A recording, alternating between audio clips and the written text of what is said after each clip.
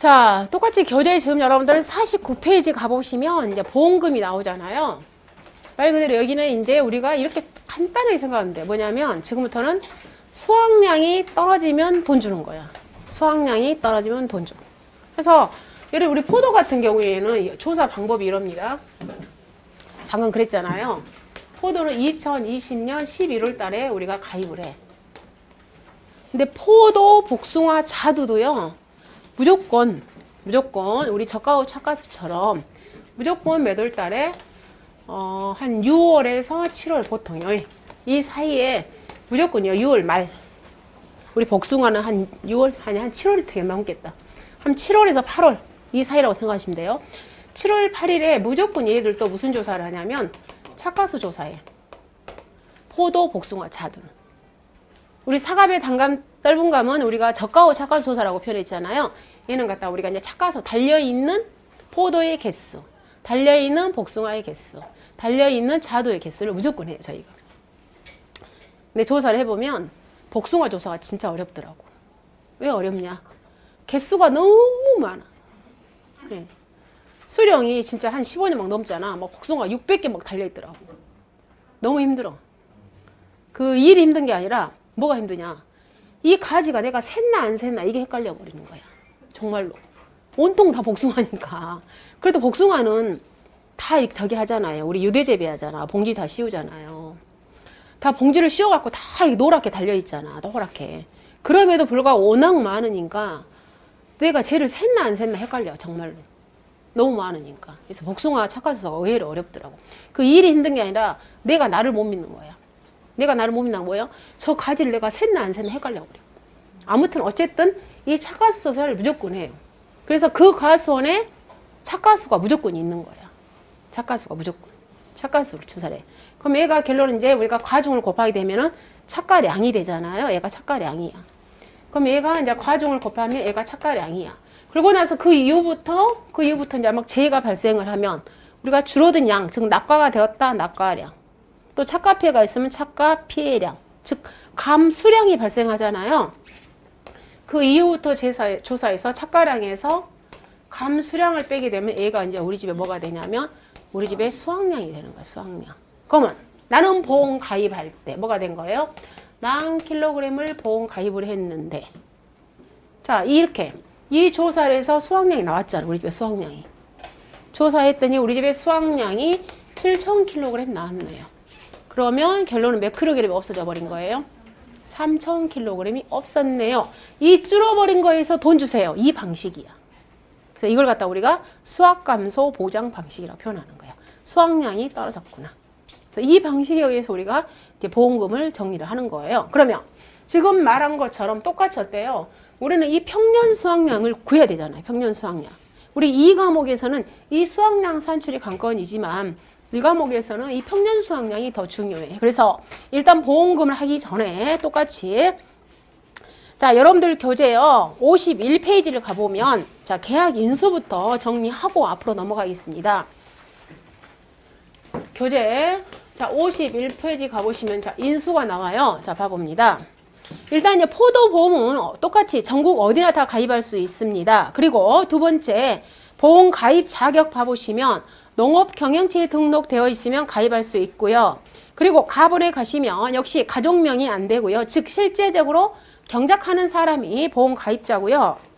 그 다음에 2번에 가보시면 똑같아요. 법인, 애국인, 미성년자, 피한정 후견인, 피성년 후견인 모두 다 가입할 수 있고, 다만 미성년자, 피성년 후견인, 피한정 후견인은 동의 또는 대리가 있어야 되지만 피성년 후견인은 반드시 대리해야 되더라. 법정 대리인이 동의해야 되더라.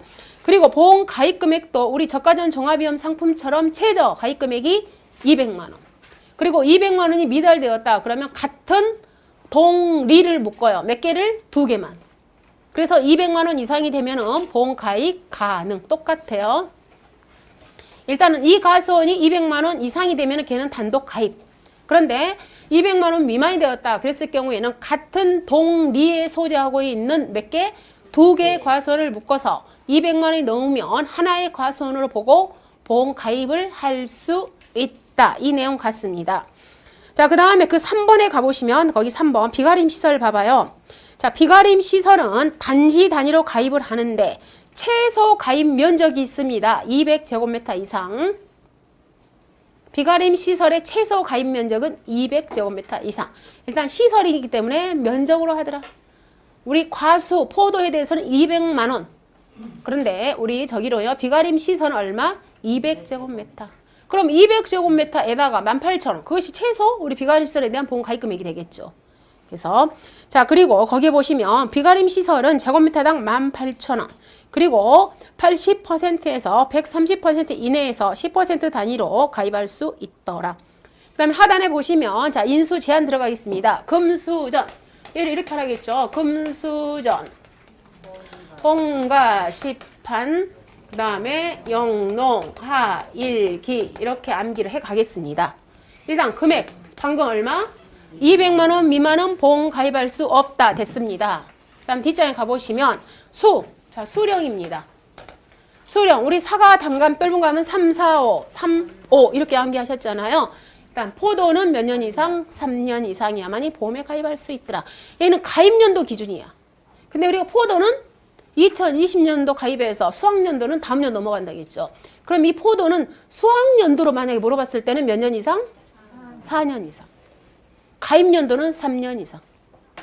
일단 이 기준은 우리 교재에는 가입한 해라고 그랬잖아요. 그래서 가입연도 3년 이상이 되어야만 보험에 가입할 수 있다. 그 다음에 자, 여기요, 전 놔두고요. 자, 품목이 혼식. 품목이 혼식. 지금 3번에. 품목이. 그 다음에 4번 같은 경우에는, 자, 4번. 자, 우리 역병, 궤양병이 치명타인 품목들이 있어요. 애가 걸리면 전염돼가지고 그 과수원을 폐원할 정도로 심각한 병이야. 즉, 역병과 궤양병이 걸렸다. 근데 몇 퍼센트? 20% 이상이 되면 보험 가입 못 한다고. 근데 이 애가 똑같이 이 문구가 나오는 품목이요. 포도하고 복숭아하고 참다래. 이 세 가지 품목에서 이 문구가 나와. 역병, 궤양병이 걸렸어요. 몇 퍼센트 이상이? 20% 이상이 보험 가입 못 한다고. 근데 이 말 문구가 나오는 품목이 포도, 복숭아, 참다래에서만 나와. 포도, 복숭아, 참다래. 자, 지문 봐볼까요? 보험 가입 직전에 역병이나 궤양병 등의 병해가 발생하여 보험 가입 시 전체 나무의 몇 퍼센트요? 20% 이상이 고사하였거나 정상적인 결실을 하지 못할 것으로 판단되는 과수원. 즉 다시 말해서 수확량이 현저하게 떨어져 볼 염려가 있잖아요. 그렇기 때문에 보험 가입 못해. 다만 고사한 나무가 전체 20% 미만이더라도, 즉 우리가 20% 이상이었는데 만약에 10%야. 그럼에도 불구하고 고사된 나무를 제거하지 않았거나 방제 조치를 안 했다. 그런 경우에도 보험 가입할 수 없다. 그 다음에 통상적인 영농활동 여기 나오죠? 영농활동. 제초 시비관리 영농활동 안 했어요. 보험 가입 못합니다. 그 다음 전정비배관리 여기 또 나오죠? 전정비배관리. 전정비배관리. 품종, 갱신 등의 이유로 수확량이 떨어질 것 같아요. 보험 가입 못합니다. 그 다음에 시험연구 여기요. 시험연구 여기 나오죠? 시험연구. 시험연구. 그 다음에 8번에 가보시면 일부나무 여기 있죠? 8번. 일부나무. 일부나무. 그 다음에 9번에 가보시면 하천부지. 하천부지 상습침수구역. 하천부지 상습침수구역. 그 다음 10번에 보시면 판매를 목적으로 안 해요. 우리 가족들이 먹기 위해서 재배한다. 안 돼요. 판매를 목적으로. 그 다음 이제 12번. 12번은 여기 없는 거야. 아, 그 11번 가식. 11번 가식. 여기는 싹 정리됐죠. 금수전, 홍가, 시판, 영농, 하일기 됐죠. 그럼 거기에 이제 추가된 게 얘예요. 아까 역병, 궤양병이고. 그 다음에 추가된 게 몇 번이냐면 12번. 친환경. 우리 포도 친환경 많이 재배하잖아요. 근데 친환경 재배가 우리 저기다고 보험 미가입이 인수 제한이 아니다고. 친환경 재배 과수원도 보험 가입할 수는 있어요. 그런데 다만 단서조항. 친환경 재배 과수원으로서 일반 재배와 결실 차이가 현저하게 있다고 판단되는 과수원. 무조건 조건에가 친환경 재배 과수원 인수 제한 이거 아니다고요. 친환경 재배도 과수원도 보험 가입할 수 있다고. 근데 다만 일반 재배하고 비교했을 때 뭐 또 다른 어떤 현저하게 뭐 떨어질 것 같은 그런 과수원은 본가입할 수 없더라. 자, 그 다음에 14번. 지금 여기가 친환경이 13번 있고. 그 다음 14번은 뭐에 대해서? 비가림 시설에 대해서 이제 인수 조건이, 제한 조건. 우리 방금 비가림 시설은 일단 최소 가입 면적이 200제곱미터 이상이라고 그랬죠. 비가림 시설은. 자, 그 다음에, 자, 우리 비가림 시설은 이렇게 되어 있잖아요. 자, 여기가 만약에 포도나무가 있어. 포도나무가. 그리고 이제 이렇게 나서 비가림 시설이 이렇게 계속 설치가 되어 있단 말이에요. 했을 때, 이 비가림 시설. 그럼 최소 높이가 있을 거고, 그다음 비가림 시설과 비가림 시설이 간격이 있을 거 아니에요. 폭이 있고 높이가 있어. 그럼 너무 높게 되면은 태풍 등의 피해로 발생해서 사고가 높아질 거 아니에요. 그래서 자, 이 비가림 시설의 높이를 갖다, 즉 땅이요, 땅 지혜선부터 시작을 해서 이 높이, 꼭지점, 위에 꼭대기.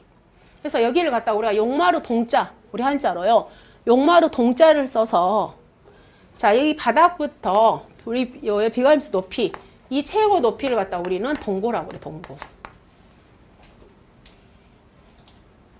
그러면 용마루 동자 써가지고 그랬을 때 최고 몇 메타를 초과할 수 없다고요? 3m 이내 플러스 마이너스 이제 제한이 있긴 있어. 그리고 이 비가림시설 이 폭은 2.4m 플러스 마이너스. 자, 보겠습니다. 거기요. 그래서 비가림시설 폭은 일단은 2.4m 기준으로 하되 플러스 마이너스 15% 이내에서 보험 가입할 수 있고요.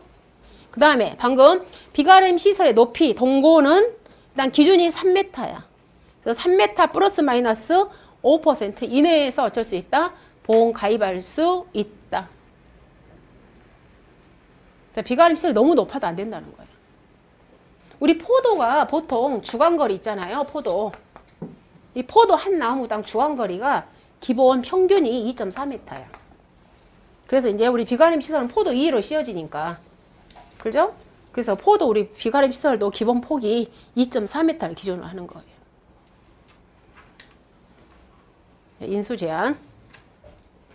자, 그 다음에 인수 관련 수확량에서 우리 사과, 배, 단감, 떫은감에도 표준 수확량이 있었어요.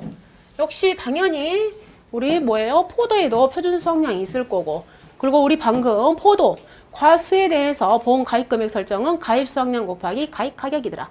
가입 수확량은 평년 수확량의 몇 퍼센트? 50%에서 100% 이내에서 결정한다고 그랬잖아요. 그러면 우리는 표준 수확량을 구해야 되고 평년 수확량을 구해야 되죠.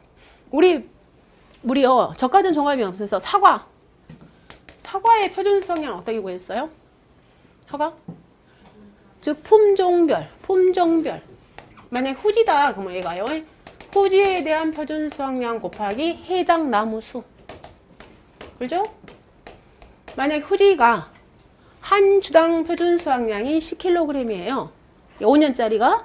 그리고 얘가 300주가 있었어요. 그럼 이 사과에 대한 표준 수확량은 3000kg이 우리 집의 표준 수확량이야. 즉 이 10kg는 다 이미 고시가 되어 있다고 그랬죠. 마찬가지야. 이 포도도 우리 포도의 종류는 우리가 거봉, 캠버럴리 여러 가지 종류가 있잖아요. 걔들에 있어서 수령에 따라서 이미 어때요? 그 지역에 그런 걸 다 감안해서 통계치해가지고 다 수확량이 다 이미 고시되어 있어. 그런데 포도는 여러분들 한번 과수원을 연상을 해봐요. 포도 실제 우리가 과수원 가보잖아요. 과수원에 가보면 이 포도나무가 있잖아. 이 가지가 다 엉켜 있어. 가보면 이렇게 Y자로 딱 키워. 그럼 여기에서 이제 가지가 다시 또 뻗어 나와가지고 이렇게 뻗어 나가. 여기에서 포도가 주렁주렁 열려. 원래 이제 이것이 포도나무잖아요. 이게 다 엉켜 있다. 실제적으로 가보면 포도 과수원을 가보면 정말 네 건지 내 건지 잘 혼동이 안 돼. 그래서 우리 포도는요, 이 주당 수확량으로 하지 않아. 포도는 제곱미터당 수확량으로 정리해버려. 전체 면적으로. 이 과수원에 제곱미터당 수확량으로 산출한다고. 제곱미터당. 단위 면적당으로. 그래서 우리가 표준 수확량에 구하는 공식을 한번 봐봅니다. 자, 52페이지에 표준 수확량 정의. 과거의 통계를 바탕으로 그 지역에 그리고 포도의 수령에 따라서 밀도에 따라서 과수원 조건 등을 고려한 산출은 역시 예상 수확량인데요. 산출 방법 가보시면 품종별 거봉이냐 캔버럴리냐 그리고 몇 년산이냐에 따라서 이미 이 표준 수확량은 다 고시가 되어 있다고. 그리고 나서 면적.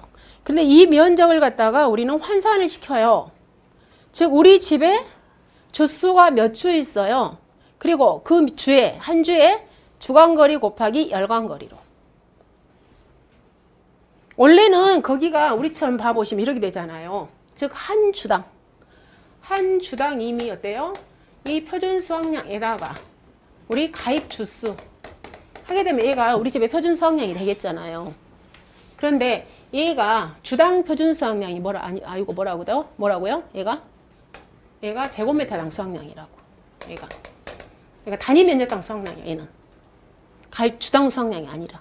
그래서 그럼 우리 집에 이 주수를 갖다가 면적으로 환산시켜야 될 거 아니에요.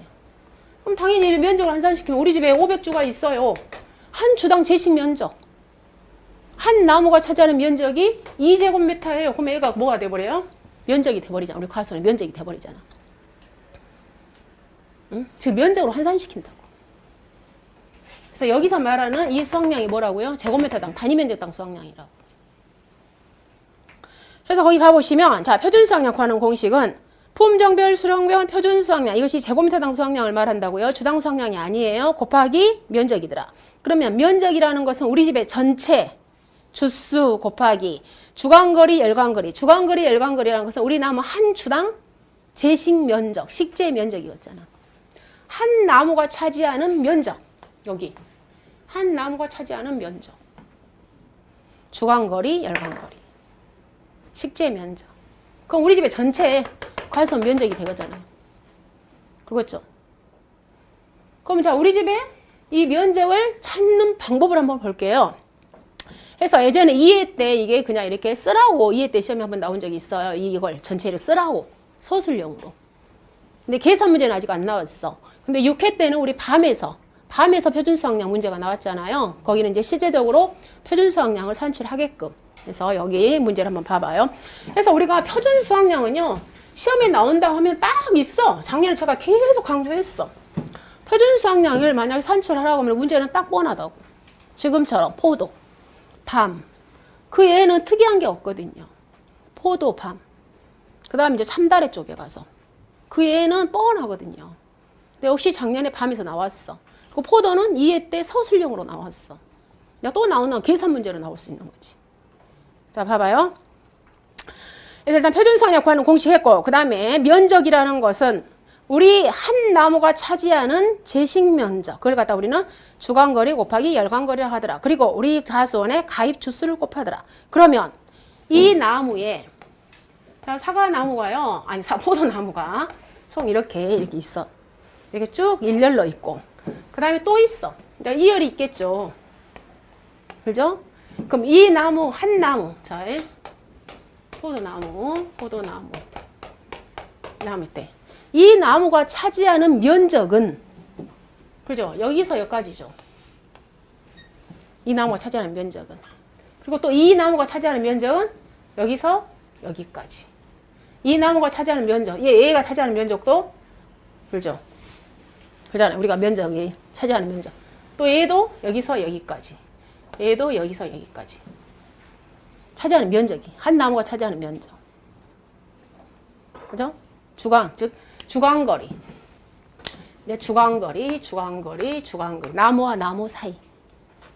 그 다음에 또 열간거리는 얘 나무와 얘 나무 사이. 얘를 열간거리. 그렇게 표현한단 말이에요.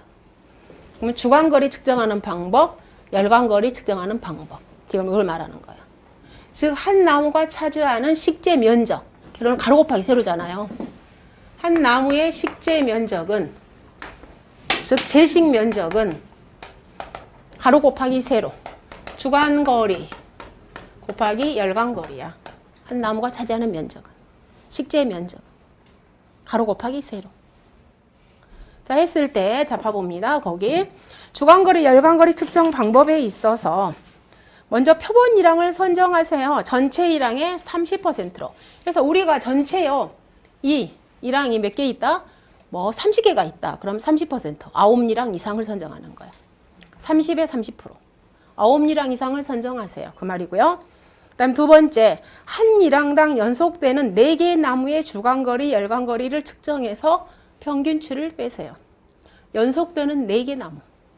그다음에 세 번째, 전체에 조사된 주간거리, 열간거리 평균을 소수점 첫째 자리까지 메타로 빼세요. 단출하세요. 그 말이야. 이 말. 그래서 봐보시면 다시요. 나 주간거리를 측정을 하려고 그래. 주간거리를. 했을 때 연속되는 몇 개 나무요? 4개 나무. 4개 나무의 주간거리 평균치를 빼는 거야. 왜냐면 가수원마다 이 가수원이 어떤 가수원은 2.4m마다 심어진 가수원도 있을 거고, 어떤 가수원은 2m마다 식재된 가수원도 있을 거고, 어떤 가수원은 2.5m마다 식재된 가수원이 있을 거고, 다 집주마다 다를 거 아니에요. 그래서 그 면적을 우리가 찾아내는 거야. 그러면 자, 연속되는 지금 현재 나무가 지금 5나무가 있다고 생각해봐. 그럼 우리는 몇 개 나무만 산정을 한다고요? 연속되는 4개 나무에서 주간거리를 평균치를 빼. 우리 가수원은 과연 한 나무에 주간거리 평균이 몇 메타야? 이걸 빼내는 거라고. 그러면 방금 그랬잖아. 4개니까. 평균. 이 나무의 주간거리는 여기서부터 여기까지. 그 다음 얘도 매요? 여기서부터 여기까지. 얘도 주간거리. 여기서부터 여기까지. 얘도 여기서부터 여기까지. 그럼 물론 4개 나무의 주간거리는 총 몇 개가 나오는 거예요?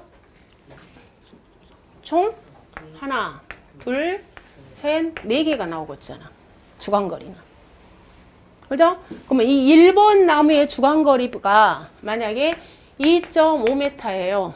차지하는 저기가 길이가 2번 나무의 주간거리가 2.3m예요. 3번 나무의 주간거리는 2.2m예요. 4번 나무의 주간거리는 2.6m예요. 이렇게 나올 수 있을 거 아니에요. 그럼 우리 집의 평균적인 주간거리는 몇 개로? 이게 다 더해서 4로 나누면 평균이 나오잖아. 2점 얼마요? 2.4. 이렇게 구한다고. 결론 연속되는 나무의 4개의 주간거리를 더해서 합산해서 평균을 빼라. 근데 소수점 몇째 자리까지? 첫째 자리까지. 그럼 얘는 지금 뭐의 평균이에요? 나무의 주간거리 평균이야. 주간거리 평균. 그 다음 또 열간거리. 열간거리는 이제 여기. 또 나무가 쭉 있을 거 아니에요. 여기 평균. 또 여기 평균. 그럼 우리가 지금 현재 1항을 전체 1항이 30% 하락이잖아요. 그럼 우리 나무에 이제 포도 과수원이 만약에 30개다. 그러면 3, 3은 9. 최소한 9개 1항 이상을 우리가 샘플로 표본을 잡으라는 거예요. 그럼 지금 여기 1, 2항 잡았죠? 또 2, 2항, 3, 2항, 4, 2항 쭉 9개를 잡는 거예요. 그래서 전체에서 다 평균치를 빼면 돼. 결론은 한 나무가 차지하는 식재 면적을 찾아가는 거예요. 그냥 집집마다 다 다르니까. 그 의미예요. 그럼 이렇게 해서 그럼 우리 지금 주간거리 만약 2.4m 나왔죠? 그럼 열간거리가 평균 만약에 3m가 나왔다고 해봐요.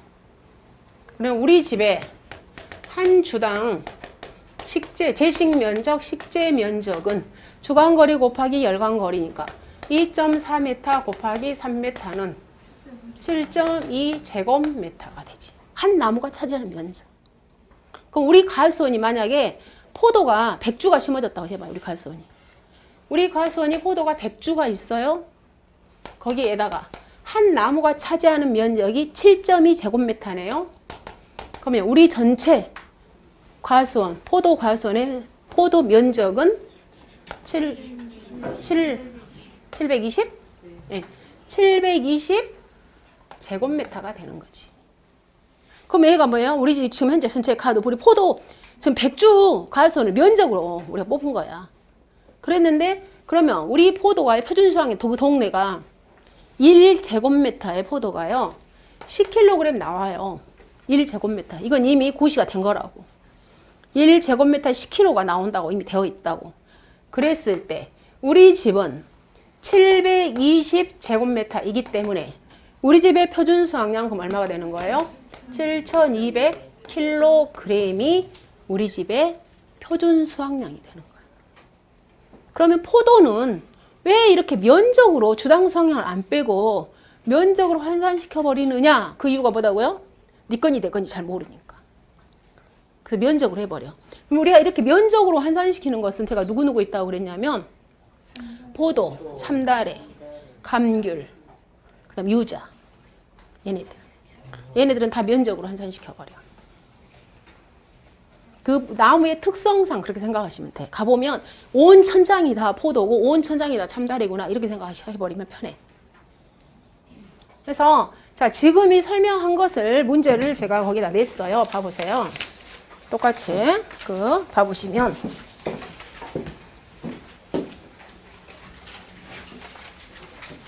자, 표준수확량 봐봐요.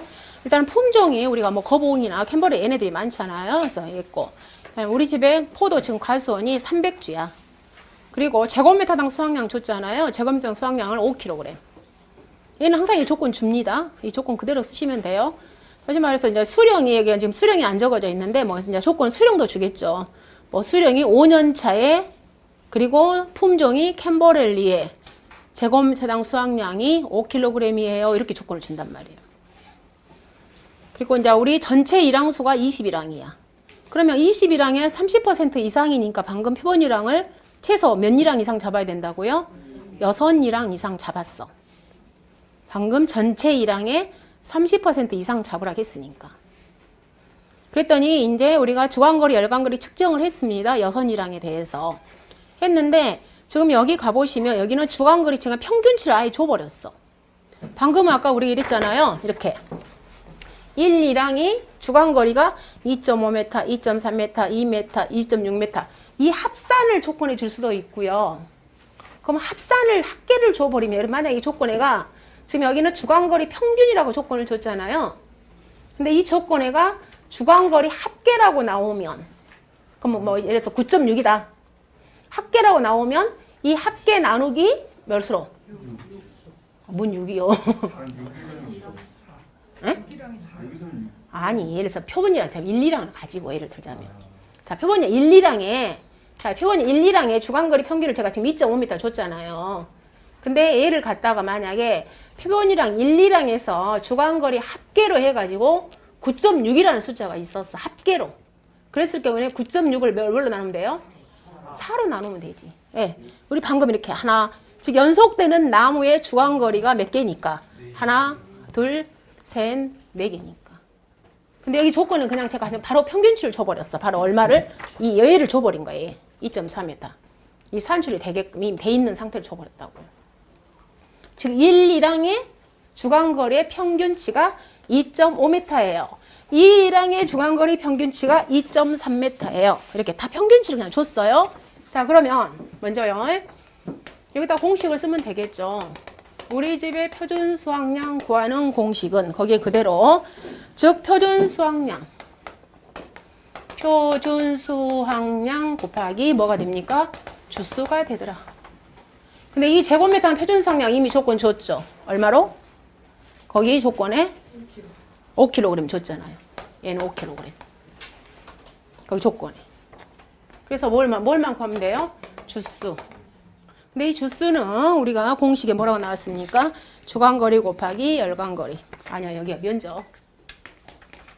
면적. 근데 이 면적은 거기 공식 그대로요. 면적은 가입 주수 곱하기 주간거리, 열간거리. 이걸 다시 달리하면은 한 주당 제식 면적 이렇게도 써. 그렇게 써도 돼. 그리고 여기에서 제식 면적은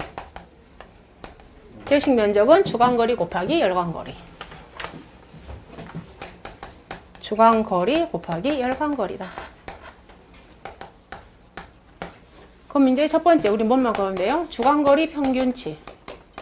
그 다음에 두 번째 열간거리 평균 빼면 되잖아. 그럼 여기는 다 각각의 각 1항마다 평균치 줘버렸으니까 다 더해서 6으로 나누면 되겠잖아요. 그럼 주간거리 평균치 거기 1, 2항에 2.5, 2랑 2.3 플러스 2.4 플러스 2.0 플러스 이게 평균치 빼면 돼요. 그 다음에 2.8 플러스 2.4 하면은 아마 2.4가 나올 거야. 그죠? 네. 그 다음에 열간거리 우리 열간 그리고 다 더해 3.1 더하기 그 싹 더해서 6으로 나누면 되죠. 2.8 더하기 3.6 더하기 3.0 플러스 3.2 플러스 2.4 나누기 6 나누기 6 하게 되면은 얘도 얼마가 나오냐면 얘도 3.0이 나올 거야.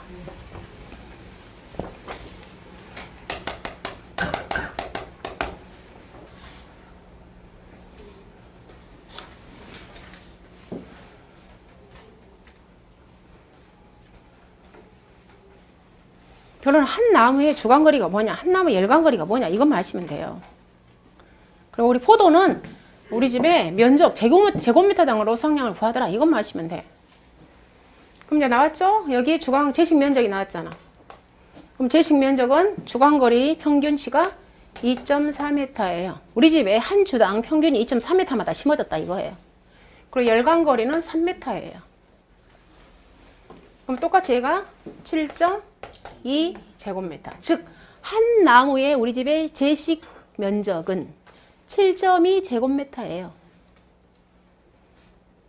그럼 우리 집의 전체 면적은 얼마냐 그 말이죠. 우리가 지금 가입주 수를 300주 넣었잖아요. 우리 집의 전체 면적은 300주 곱하기 한 나무의 7.2 제곱미터네요. 그러면 얼마야? 37에 21. 2160 제곱미터 이거. 우리 집의 전체 면적. 즉 100주가 차지하는 면적은 2160 제곱미터구나.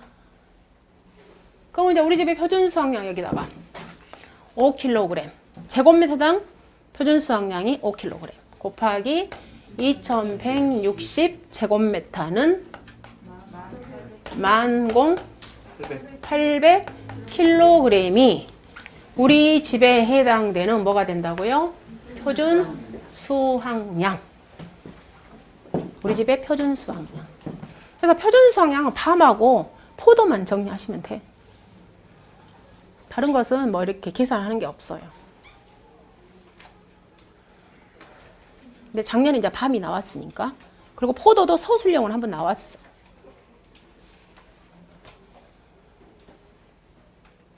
자, 표준 수확량에 대한 개념 정리됐습니다.